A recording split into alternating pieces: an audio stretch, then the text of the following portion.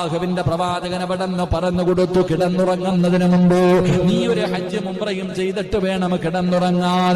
ആയിഷാ ബീബി റളിയല്ലാഹു തആല അൻഹ അല്ലാഹുവിന്റെ പ്രവാചകന്റെ മുഖത്ത് നോക്കുകയാണ്. അല്ലാഹുവേ, എങ്ങനെയാണ് ഹജ്ജിന്റെ മാസത്തിലല്ലേ ഹജ്ജ് ചെയ്യാൻ പറ്റൂ, പിന്നെ കിടന്നുറങ്ങുന്നതിന് മുമ്പ് എങ്ങനെയാണ് ഹജ്ജ് ഉംറയും ചെയ്യാൻ പറ്റുക? എന്റെ പ്രിയപ്പെട്ടവരെ, നമുക്ക് കിട്ടുന്ന ഏറ്റവും വലിയ ഭാഗ്യമാണ് നമ്മൾ പാഴാക്കി കളയുന്നത്. റസൂലുള്ളാഹി തങ്ങൾ പറഞ്ഞു കൊടുത്തു, ആയിഷ സുബ്ഹാനല്ലാഹ് അൽഹംദുലില്ലാഹ് അല്ലാഹു അക്ബർ.